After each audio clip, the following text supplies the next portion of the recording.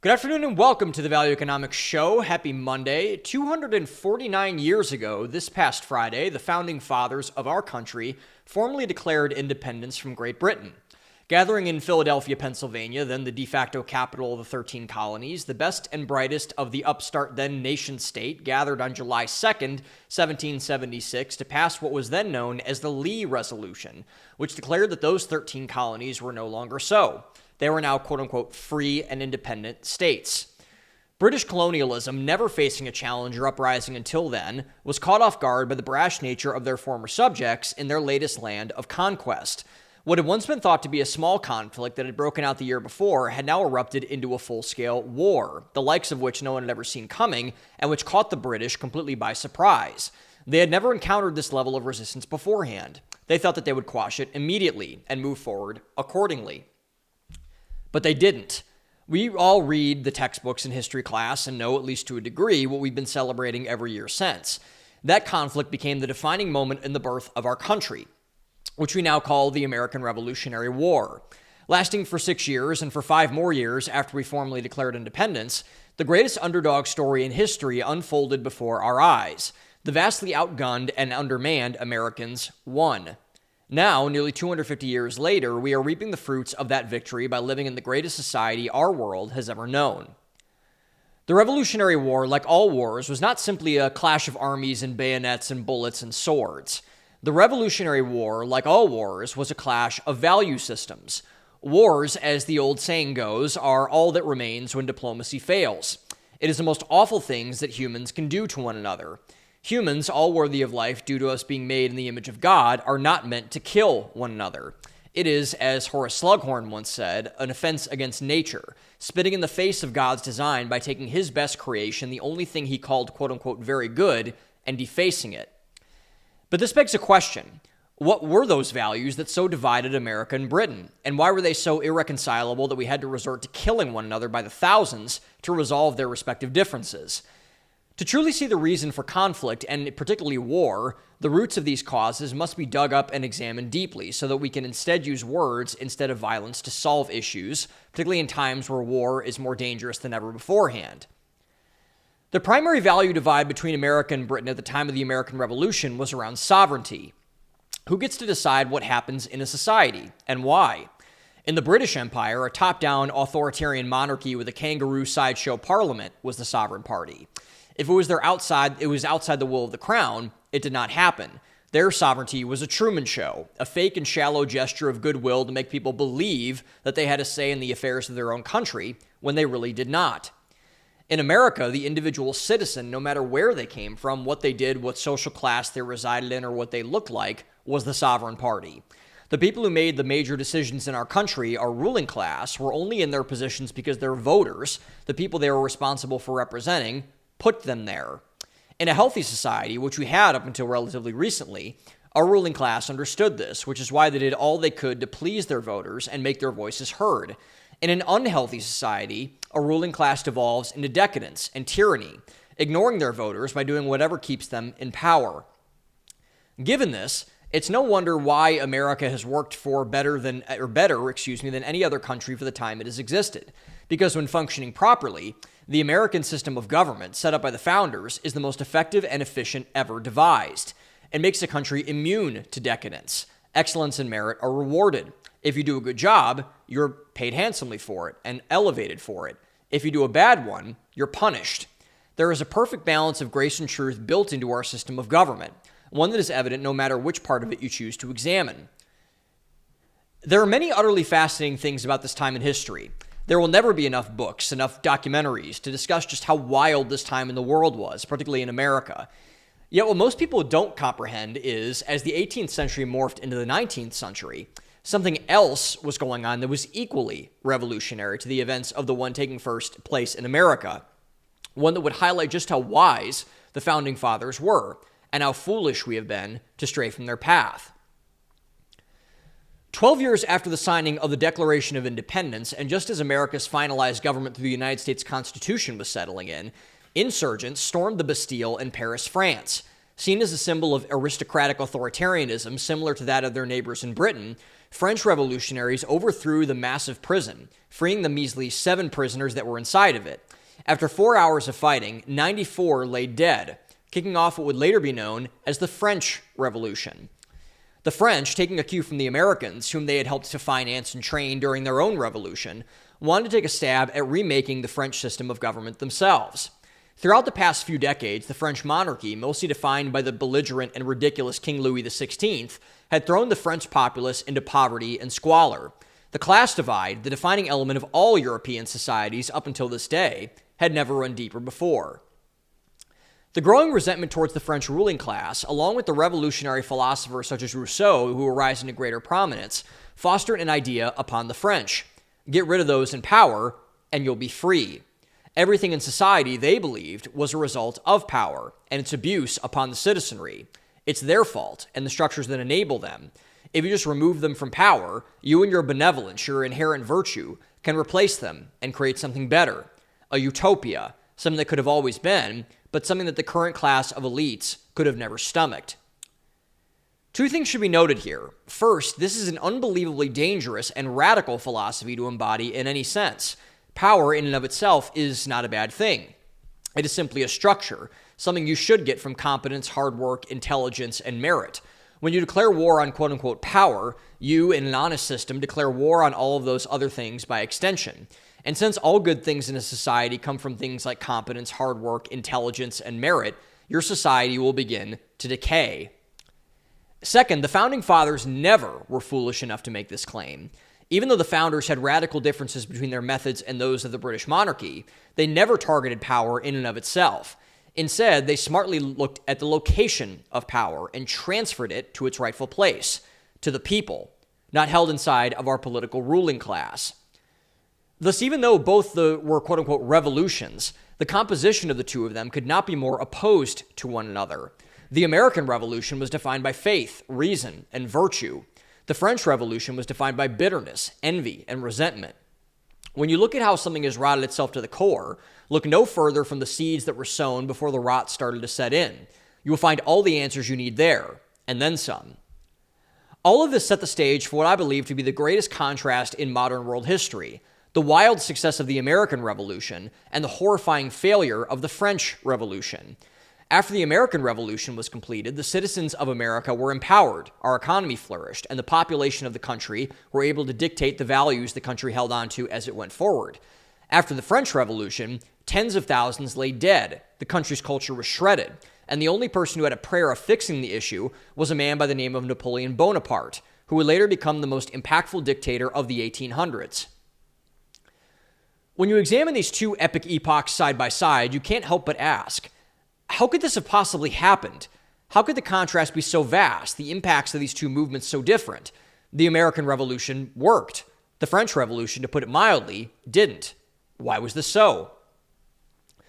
When you look at any social movement across the span of time, it's not enough to understand the broad brushstrokes of the movement itself. If you truly want to understand something, you must understand the people behind the movement. If that is understood, you can have a far better time understanding just how and why the results of something unfolded as it did. The leaders of the American Revolution, for example, were men such as George Washington and Thomas Jefferson. While flawed men, to be sure, they were good men, motivated by good things. Washington was a devout Christian, and while Jefferson was an atheist, he respected the wisdom of the Christian faith enough to incorporate it when he wrote the Declaration. In addition, and particularly the case of Jefferson, they were both students of classics who believed in the tried and true methods of great civilizations. They believed in the dignity of their fellow man, and they trusted their citizens enough with the responsibility of shouldering that burden. The primary leader of the French Revolution was a man named Maximilien Robespierre, who headed a group called the Jacobins in the aftermath of the obliteration of the French monarchy. Robespierre was motivated, ironically, by power, the exact same thing that he claimed to be fighting against. He hated the French aristocracy and everything that went with it. Robespierre's command over France, which was correctly named the Reign of Terror, saw thousands of executions by beheading, show trials, and a failed attempt to elect a godless tyranny in the face of all that opposed it. Robespierre, unfortunately after his satanic work was completed, was later beheaded for his troubles in 1794. There are lessons in the pages of history, namely that when you have a policy disagreement with someone, you shouldn't behead them in your town square. The purpose of history, the reason why everyone should study it, is that you can find patterns that play out in the modern world. History, contrary to the popular phrase, does not repeat itself, but it does rhyme, and more often than we'd like to believe. The most underreported rhyme, the one we will be discussing today, is as follows. We are coming out of a second French Revolution in America. In his last appearance on Jordan Peterson's podcast, the great Michael Schellenberger put it plain as day. We just lived through a quote-unquote woke reign of terror. Thankfully, purple-haired non-binary people didn't behead each other in the streets while shouting about their genitalia and systemic racism. Well, that would have been funny, to be sure. It would have also been cause for immense concern. But what was cause for immense concern was just how close we came to that. This is not saying that words are violence or that people who didn't devolve into the woke insanity can have some kind of nascent victimhood recognized. Far from it. But what it is saying is that in the post-mortem analysis of the woke era, we must see it for what it was and offer rebranding to accurately and truly describe what we just went through. Wokeness, as we've described since its inception, has been slowly degraded into something that we've dubbed unserious, a mass of genderless and valueless mobs of post-op women's studies majors. And because of the description of the latter half of the sentence being more accurate than I'd like to admit, we've had reason for this. But it's time that we re-examine this description to accurately describe it, to show people who what these people actually are. Jacobins. The reason why the woke movement was as insane as it was, and it was insane to be sure, so much so that it felt like a fever dream while looking back at it, was because we were dealing with a specific type of revolution.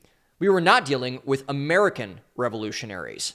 Rather, we were dealing with French revolutionaries, people who are not normal, to put it mildly, who have descended so far to the fringe that the only thing that gives them life is to destroy everything that wasn't in their camp or supported their cause. Any power structure was fair game, any person cancelable, any institution ripe for obliteration. The French and woke revolutions are so terrifying to examine because they, by definition, are manifestations of human behavior at its worst. Instead of aiming up, of trying to amplify and reflect the most beautiful and true virtues of culture, they keep themselves in the mire with the worst of the worst. They take all of their tactics and amplify them to the highest degree possible, raising everything to the ground that's in their path to max out their destructive power. And for a time, both are successful. We've already talked about the effects of the French Revolution, but how about that of modern wokeness?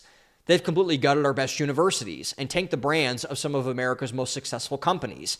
They've overturned and permanently damaged great American cities such as Chicago, Los Angeles, which is still on fire and at war, by the way, and Minneapolis, causing billions of property damage. They've mutilated hundreds, if not thousands, of innocent children. They've ballooned the prices of everything from basic housing to groceries, further sending the middle and working classes into poverty.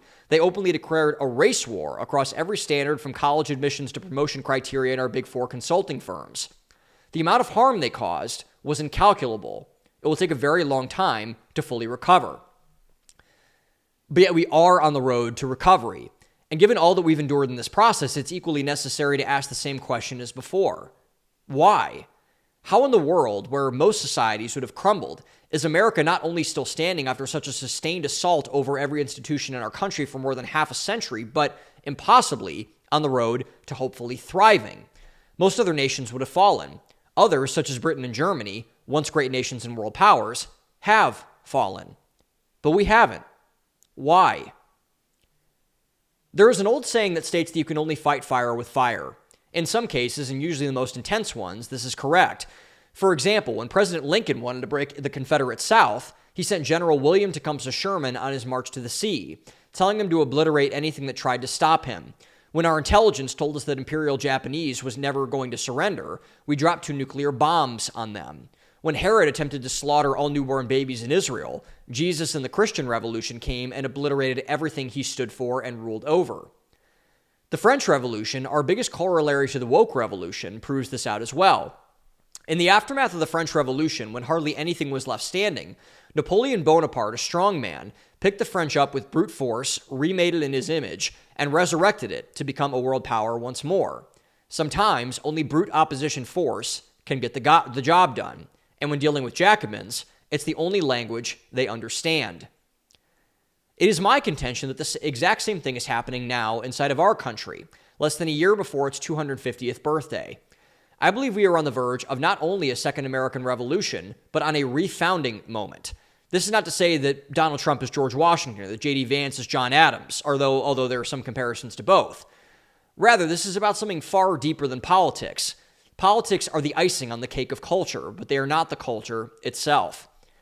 Thus, the culture of America matters far more than the politics of America. This is why most of the dumbest people you'll ever encounter in this space, whether they're conservative or liberal, miss this entire point. Any discussion of the political without an extension into the cultural is a losing proposition.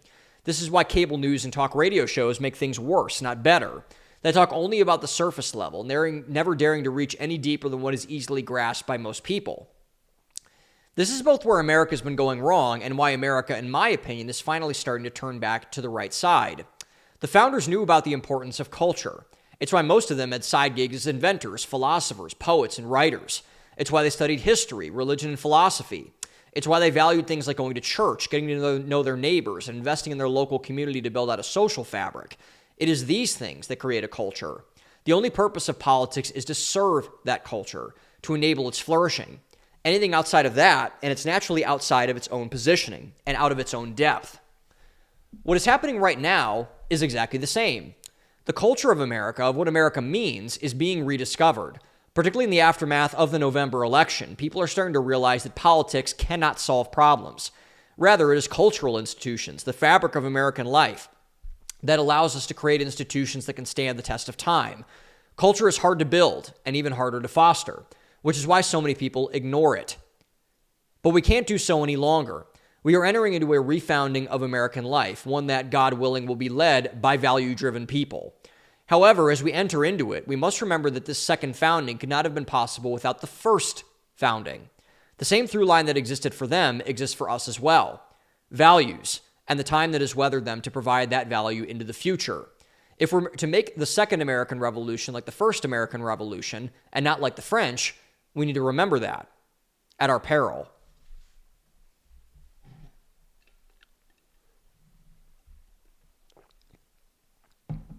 Okay, so this is a bold claim to make, this claim of a refounding of the country, of a second American Revolution, of kind of a building up of some things that were wild and doing a bunch of different things. But I really do mean it, and I think I have pretty good evidence to back this up. So now, this second American Revolution, this kind of, again, refounding moment, what it means practically for Americans and the American citizen is the following. And before we get into really what it means for everyone else, we need to understand why this is happening.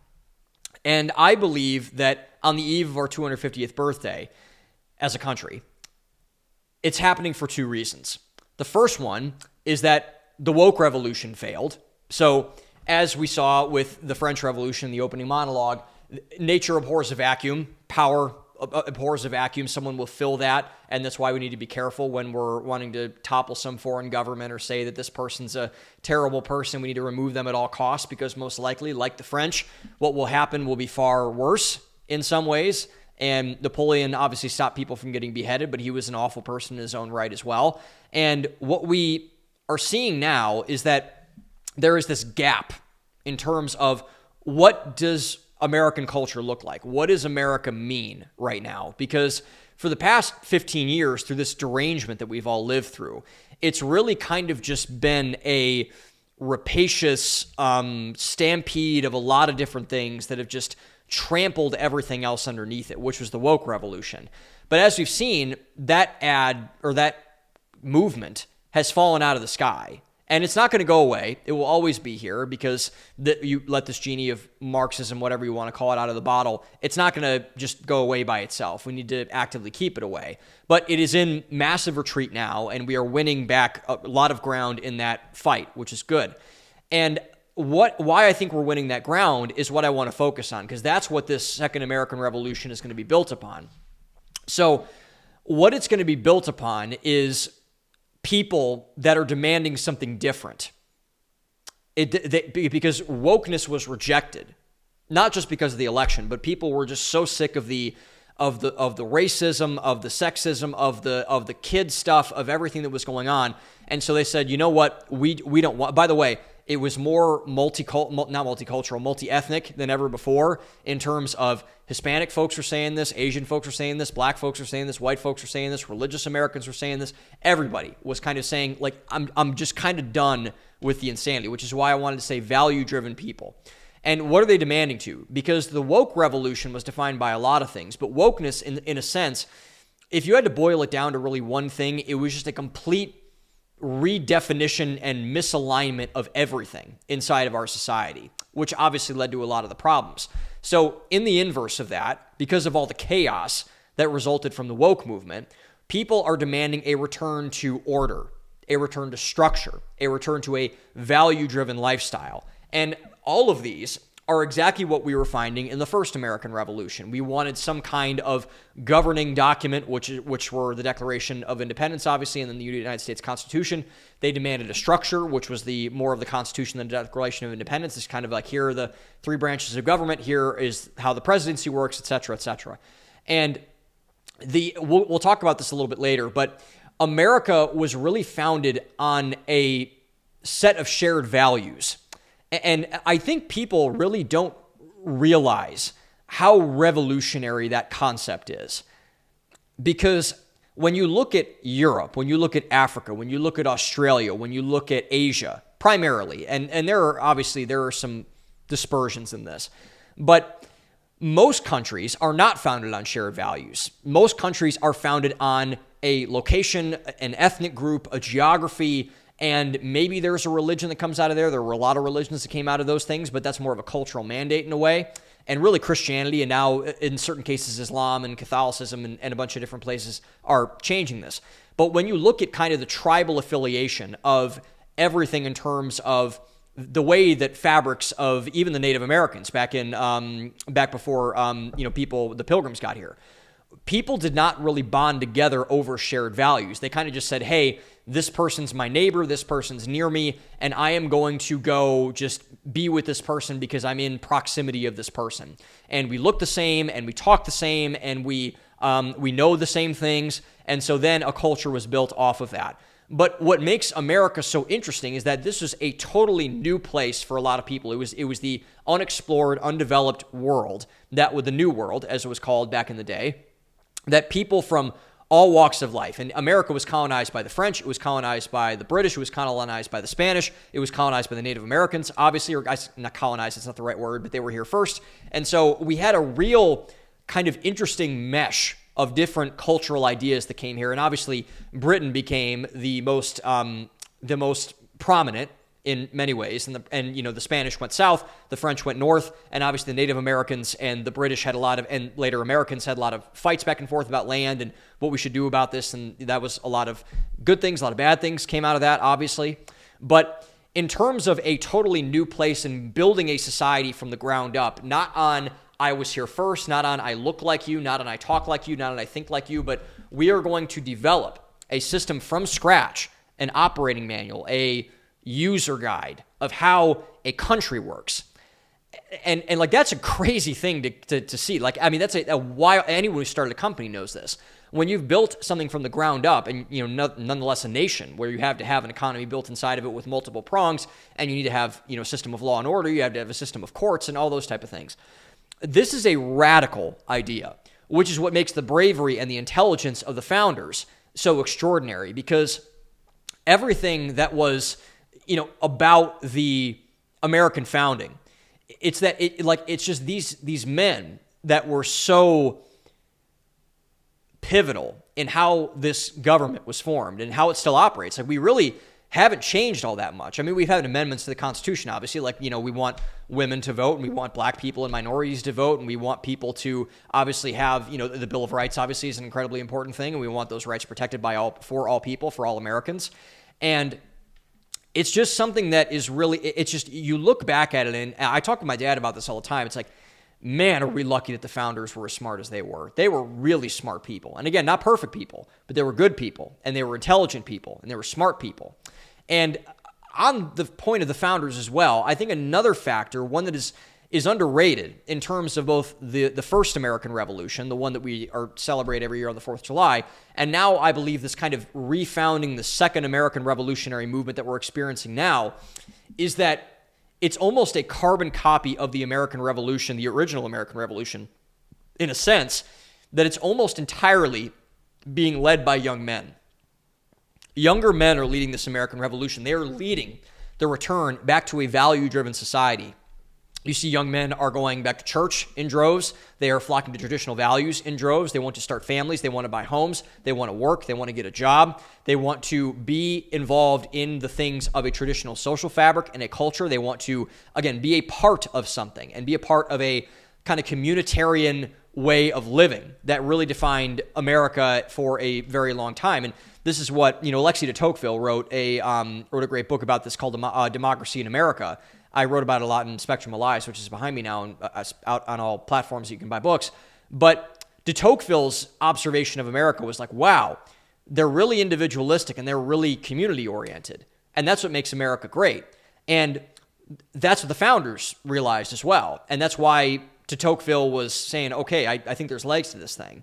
The founders were unbelievably young when they did the American Revolution. Like I believe Alexander Hamilton might not even have been, I think it was like 24 when the American Revolution happened. This is the guy, I'm not really a Hamilton fan, but he founded the central bank. He did like all these massive things. He was a really influential person inside of American politics. But really the only old guy inside of all of this was Ben Franklin. Like George Washington was young. Thomas Jefferson was young. John Jay was young. Alexander Hamilton, like I said, was young. John Adams, Samuel Adams. Everybody was just so wildly just, you wouldn't think that this level of wisdom would come from this age group of people, but it did. And so they were able to challenge or channel their masculine energy effectively into staging a revolution that was not like the French Revolution. Again, they were able to stage a revolution that provided opportunity, prosperity, legitimacy to all people. And not just people who looked like them and agreed with what they agreed with. They had vast disagreements. Like Aaron Burr, who's one of the other founding fathers, he killed Alexander Hamilton because they disagreed so much. Like, it's crazy. John Adams and Thomas Jefferson hated each other. There were many people inside of the founders that had vicious disagreements with one another. And so, given that, and given now, because there's still a lot of disagreements that we have to work out between one another, even with the side of the culture that's winning back ground. And I think the biggest thing we have to recognize is, okay, in spite of all the differences in terms of how you see this specific policy working or this part of the government working or whatever the case might be, what is the common theme that is bringing all of these people together to conduct this? And I've been wondering that for a while, like what is, because again, this should not have worked in 1776. It should not have worked in 2025. It should not be working in 2025. People who are wildly different in terms of their opinions about various things, they look differently, they think differently, they have different religious beliefs, etc. Why is this happening? And I got a really good answer actually from one of my pastors, my friend Ethan Morales, who's one of my pastors at Red Rocks Austin out here. He's a wonderful guy. He's a friend of mine. And he gave a sermon last week with Emily Robe, who's our worship leader. And both did a phenomenal job. But Ethan raised a point that I thought was really interesting because, again, Ethan is a youth pastor. And he's seeing this movement firsthand, particularly of young guys, of young men who are saying that they want to be a part of a community. They want to be a part of a society. They want to be a part of the Christian faith. And he's really made an emphasis on seeing like, okay, why is this? Why is this happening? And what he said I thought was very interesting. And what he said was that young people want the truth. They want the truth. They have grown up in a totally artificial world. I have grown up in a totally artificial world, not as much as the people a little bit younger than I am. I'm 27, so I'm a very old member of Gen Z, but I still have relatively grown up in the same environment.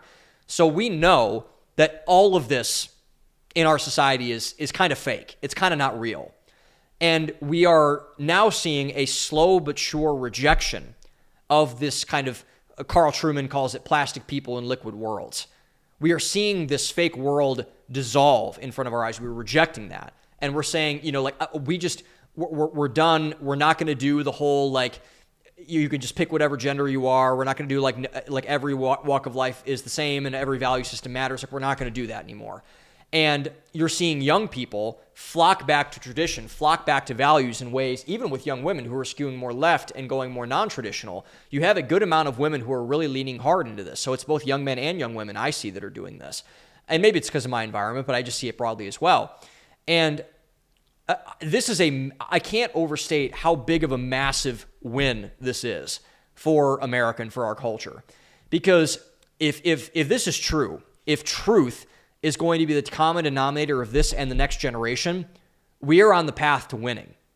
We are going to win. Because at the end of the day, you can try to duck the truth. You can try to do whatever you want with the truth and try to say it's inconvenient, say it's whatever.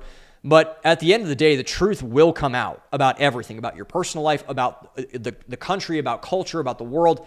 Everything will come out. All will be revealed. Cat Williams predicted this last year. The year of truth is what he called it. And Cat's a really smart guy. I know he's a comedian. He's a clown because that's what he gets paid to do, and that's what he's really good at. But Cat Williams is a really smart guy, and Cat Williams was absolutely right about this. The truth will come out about everything from Diddy to Epstein to to whatever you want to call it. The truth will come out. And if we have a generation and multiple generations, God willing, that is willing to make that the defining common denominator of that generation, I want the truth no matter what, then we're going to win. Because the truth is in values. Values is are the truest thing you can ever possibly embody. And I think that's a massive win for our entire culture. And we should see that as highly optimistic, particularly in our young people.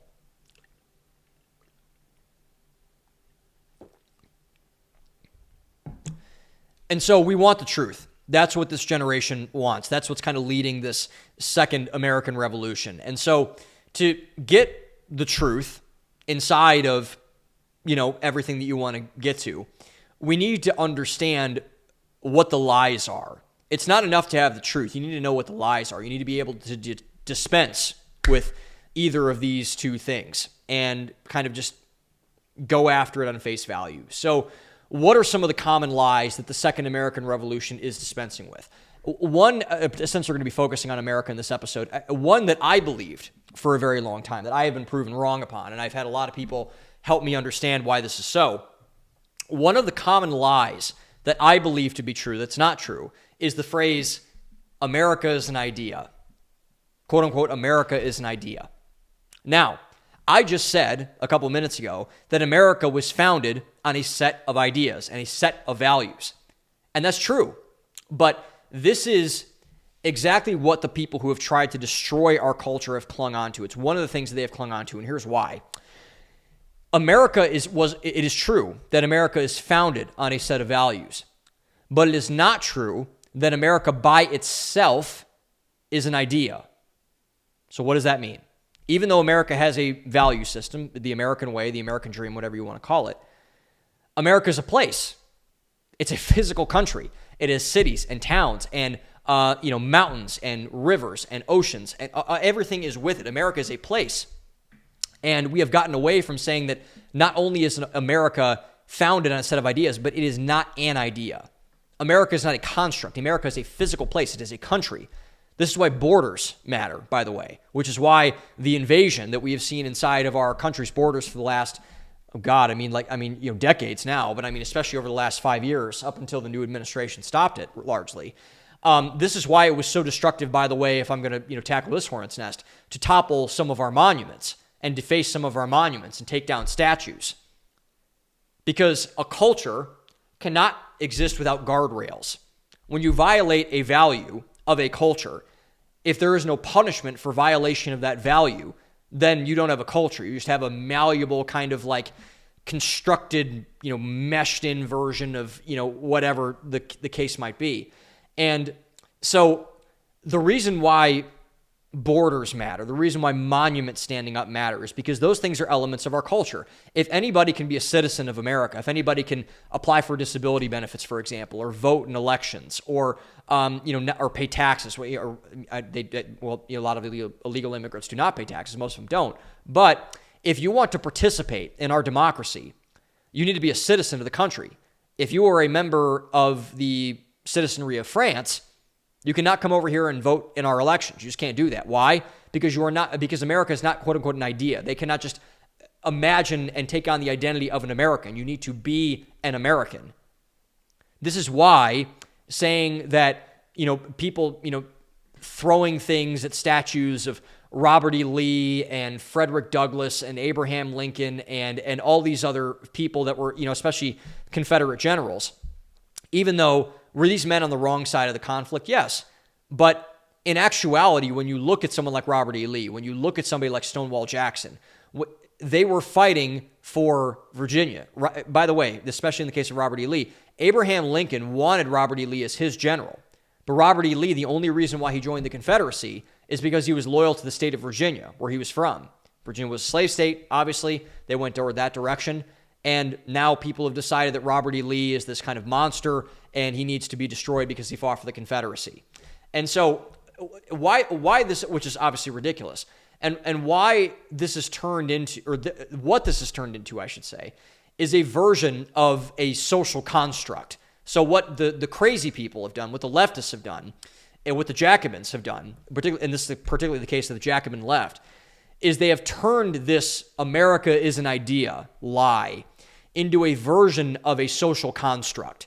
They have made America a social construct where, hey, if you have a different quote-unquote idea of what America is, then that idea is fine. No, it's not fine, actually. It's not fine. And we need to be able to say that out loud, that it is not fine, that you can just say that America is something to you and not something to me, and et cetera, et cetera, et cetera. No. America is a thing. It is a constant thing. And you can have different opinions about what goes on inside of our country, what goes on in terms of, our Constitution and our rule of law and things like that. But if you're able to remake America into whatever image that they want, which you can't do, but what has been forced upon us by, again, this Jacobin left primarily, is why they want to do this is because they do want to remake America into whatever image they want, because they want to achieve their twisted ambitions of what they want America to look like. They do not like America as it is. They want to remake it into their own, again, false utopian sort of like wild Marxist, whatever sort of thing that you can do. But at the end of the day, it's hard to overstate just how misleading this is. Because, Tucker Carlson said this once, and it really stuck with me. If you truly love something, like think of something right now, if you're listening or watching this, that you really love, a person, a place, a thing, hopefully a person, at least maybe hopefully multiple people, that you really love. Think of that for a second. If you really love something, you do not want to fundamentally and systemically change that person. Now, will you challenge that person to be better? Yes. Will you hold them to a standard? Yes. If they fall below that standard, should you correct them? Absolutely, you should. But if you love something, you don't say, hey, I love you, but I want everything about you to change. It's like, no, you probably like that thing, that person, that whatever you imagined for who that person is. And you probably say like, hey, you got some flaws, but I got some flaws too. And and we can maybe work on some of those flaws, and I can maybe work on some of my flaws too if I'm even remotely self-aware. And, we can get better together, and we can hold each other to that standard. But our Jacobin class, this wild, insane class that wants to remake our country, they do want to fundamentally change and systemically change America, just like the French revolutionaries did. They want to topple everything. They want to get rid of all power structures. They did not love France, actually. They hated France. They hated the way that the French government was constituted, the French monarchy was constituted. So they got rid of it, and they killed everybody. So instead, if you love something, if you want to love it, if you want to care for it, if you want to make something flourish, and particularly a country, in this scenario, let's stick to America here, the plan should not be to give that country a facelift. It should not be to fundamentally remake America in your own image and play God with your country, to simply say what it is. And again, is America an idea in some regards? It is. It was founded on a set of principles, a set of values, a set of ideas. But if we're going to say America is an idea by itself, we are in a heap of trouble, like a heap of trouble. Because if we're going to change America by itself, if we're going to say America is an idea by itself, that, again, borders don't matter, an economy doesn't matter, a social fabric, a neighborhood, whatever does not matter, we're done. Like, we're just absolutely done. And I think that most will never say this out loud, but this is exactly what the left, the modern left, this kind of wild Jacobin left would like to happen. They want to destroy America. They want to destroy the country. They do. And if they don't say that out loud, they certainly won't, because that would be radical and wild. But when you look at their actions, when you look at moving the founding date of the country to stupidly from 1776 to 1619, when you look at saying that George Washington was somehow an immoral and awful person, or that Abraham Lincoln was, or like Frederick Douglass was, or all of the, these historical titanic figures inside of America, Teddy Roosevelt was an awful person, whatever you want to say. They do not love the country. They do not love America. But yet, the ultimate self-own of all of this, the one that they cannot remove themselves from, is that America can accommodate that. America is so great that it can accommodate even those who hate its guts. We do not kill people that speak against the government, like a lot of governments in the world do, especially in the third world. We do not throw our political enemies, or we should not throw our political enemies in prison. We do not criminalize speech like they're doing in Britain and Germany right now. And what that shows, again, it's the brilliance of the founders. It's the brilliance of the people that ran this country for the longest period of time. And it shows how remarkable and how resilient that system of government is to outside tyranny, outside awfulness, outside all of these things. And the ability of a value system to endure, I think the greatest indicator of if your value system works is that if it can stand up to opposition, if it can accommodate opposition, if your values are so fragile that you feel the need to attack everyone over your values and say that, I cannot coexist with somebody else just because their values are different than mine, you probably need new values, because your values are fragile and shallow and not strong. They're weak, actually. And values are a reflection of the person, so you're probably all those things too. So that is why America is not an idea, because America can stand up to even those who hate it, which is a remarkable achievement and something that we should be commending the founders and the leaders of our country historically for doing.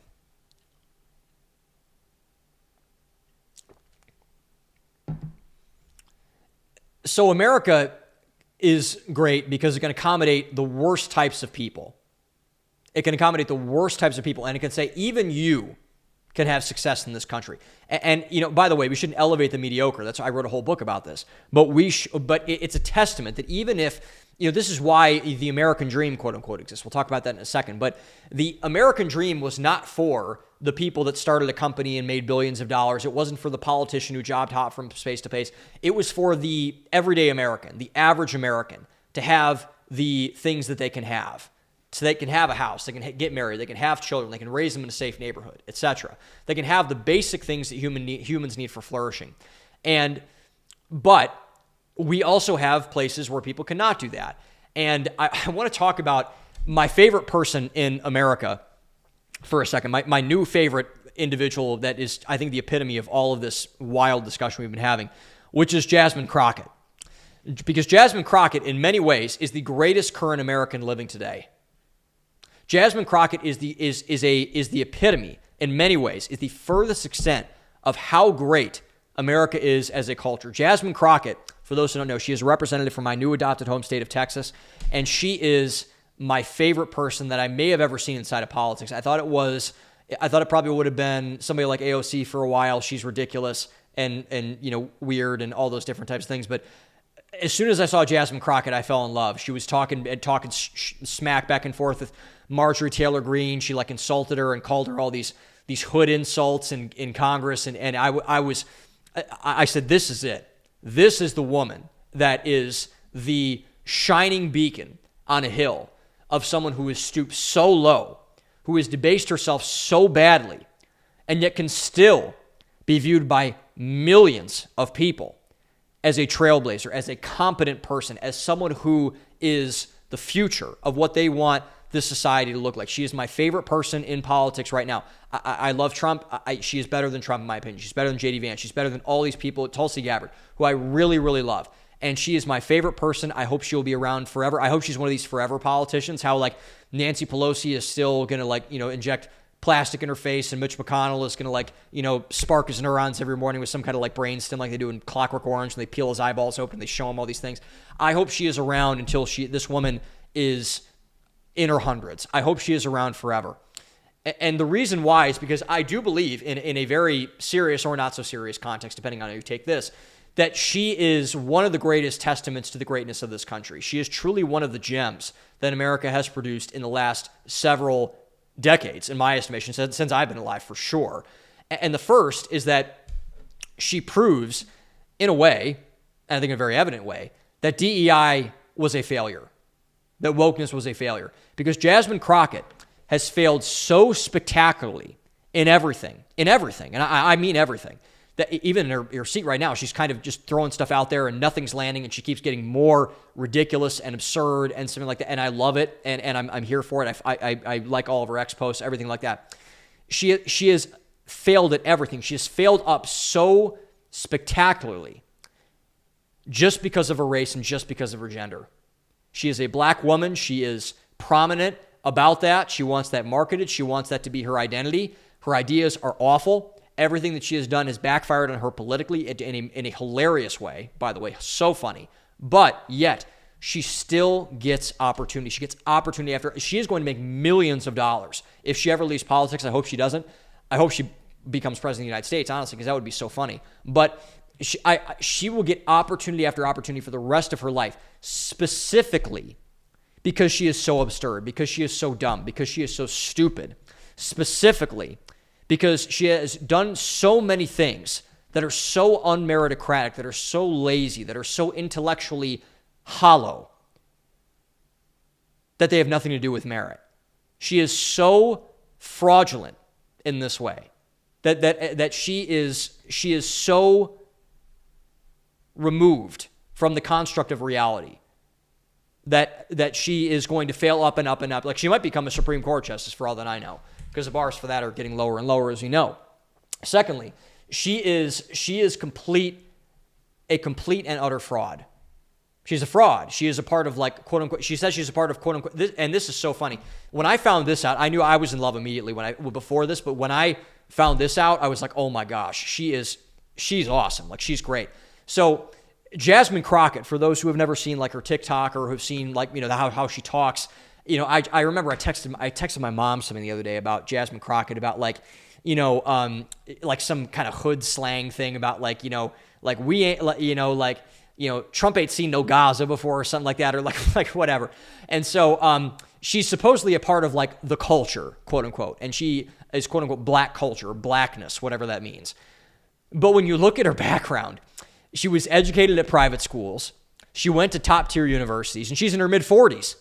Now, Jasmine Crockett, I think, is and I'm being dead serious when I say this. Jasmine Crockett's a very beautiful woman.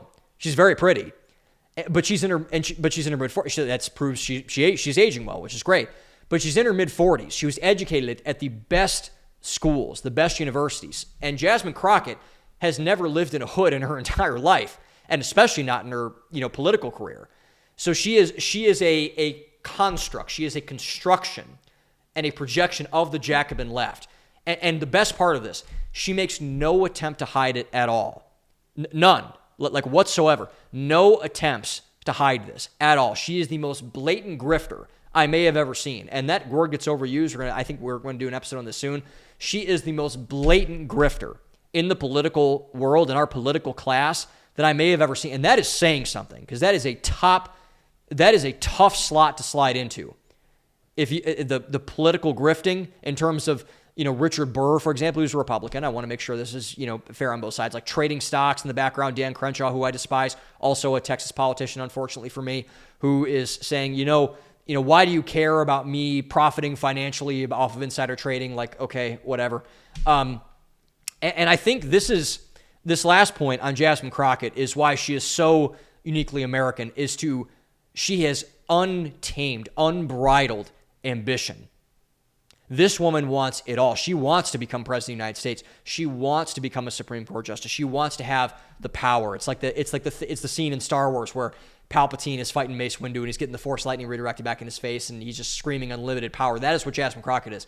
She has so unrestrained her ambition from reality. Kamala Harris is a lot like this too. She is just relentlessly credentialing and top power oriented. She can't help herself. So to do this, she makes her narcissist in the face of everything. And she wants to completely bend the world to her knees and to make everyone cater to her in every single possible way. She wants the power, man. She wants everything to be wielded by her. She is ruthless. She is a climber. She will step on necks. She, like full Frank Underwood, she'll push people in front of trains. She will do whatever she needs to do to get to where she wants to get to. And I mean everything. Like, she might have had people killed already. Who knows? But I would not be shocked, again, to see her as president one day. And we should all hope that happens, because, again, Jasmine Crockett, in one way or another, is one of the most American Americans I have ever seen in my entire life. And God willing, she will be around for a long time, and we will see her, and she will become the leader of our nation, because God knows that we deserve that.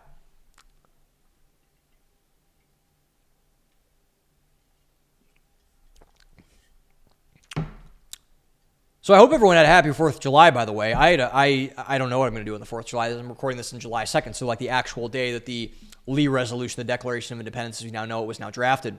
But the 4th of July is my favorite day of the entire year. I love the 4th of July. It's the best. It's so fun, in my opinion.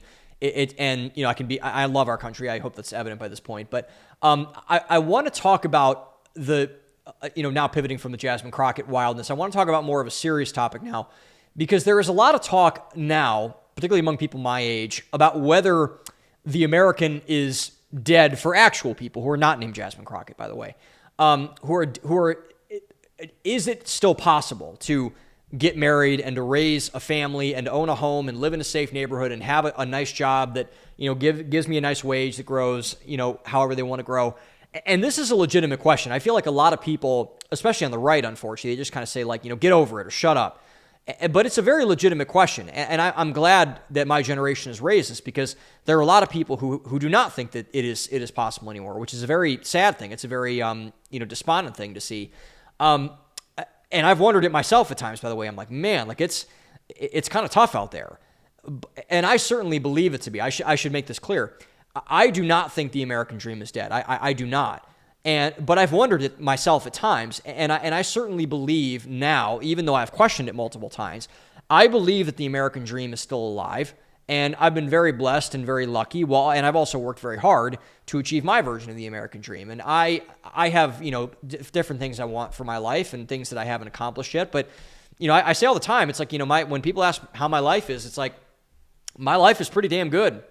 It's pretty good. And I stand on the shoulders of my parents who've worked really hard and my grandparents who've worked really hard. I've met a lot of people who have helped me a lot. I've had a lot of great mentors. I've had a lot of great friends. I've had a lot of, very, teachers, professors, bosses, situations, networking colleagues that have helped me a lot with this. So my answer to everyone, especially young people, is that yes, the American dream is still alive. The American dream is not dead. But it comes with a caveat. The founders fought for the American dream. The reason why they underwent the American Revolution, to put it plainly, is that they believed that the American Revolution was worth the fight. And us, young people, young men in particular, but all young people, and people who are on the side, but we're going to have to carry this out because, like I said, it's yet led primarily by young people. This revolution is being led primarily by young people. As the founders of a second American Revolution, a renaissance in American culture, we need to have that same mindset that they did.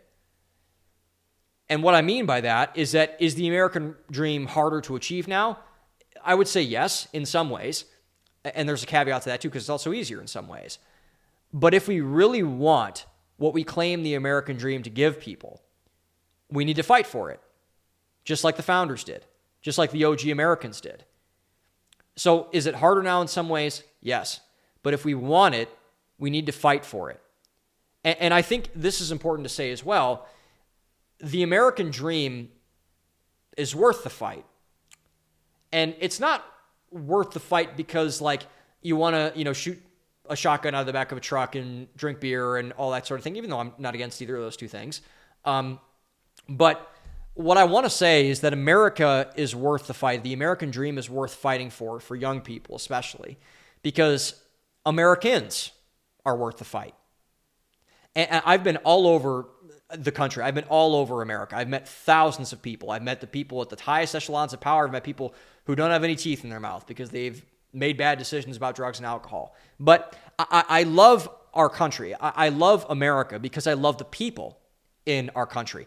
And I've been to several of like the MAGA events, quote unquote, like around the MAGA people, the people who everyone on the mainstream news says are like, you know, domestic terrorists or whatever. But the interesting thing about the MAGA people, of which I am proudly one, that I will say, is that they're like the nicest people you'll ever meet in your entire life. And some of them are nuts and some of them are crazy. And I think that that's fine, because most people are kind of nuts and kind of crazy. I am as well. But you know, they are some of the best people. They're some of the funniest people. They're some of the nicest people. They're some of the most Christian people I've ever met in my entire life. Like they're wonderful people. And this is why I think the populist nationalist MAGA movement that's kind of going on right now, this kind of weird, the Second American Revolution, is because it's a revolution of normal people, of everyday people, of common people. And the reason why I think I like to talk about these things so much is that I care so much about the culture of our country, about the people who run our country, about the elitism that happens in our country, because I love the people. I care about Americans. I care about my fellow citizens.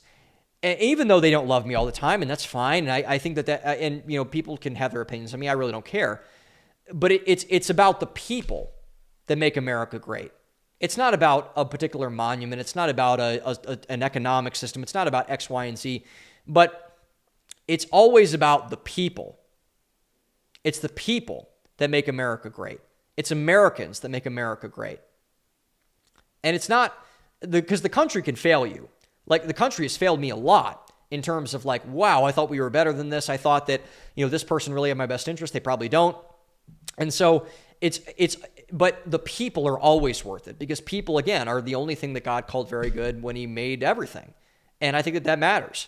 And we should do our best to keep that in mind as we go about the American dream. The American dream, we need to fight for it, not because, and obviously you should have some selfish reasons for fighting for it, because you want a nice job and a house and a wife and kids and a safe neighborhood, whatever. But you should fight for it because I believe Americans, they do all the right things, and they participate in our society, and they do all the things that Americans should do to be a good citizen. I think Americans deserve that. And if you're one of those people, hopefully you are, I think you deserve that. So the solution to, yes, the American dream is hard, but the American dream is not dead, it's very simple.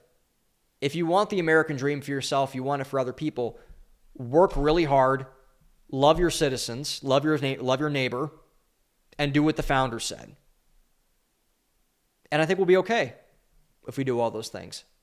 Work hard, love your citizens, love your countrymen, and do what the founders said. And the American dream will be more alive now than it potentially ever was before. We have all the opportunity in the world to do it. So I recommend that we do it. Thank you all for watching. Happy 4th of July. Own the day, open your mind, and I'll see you next week.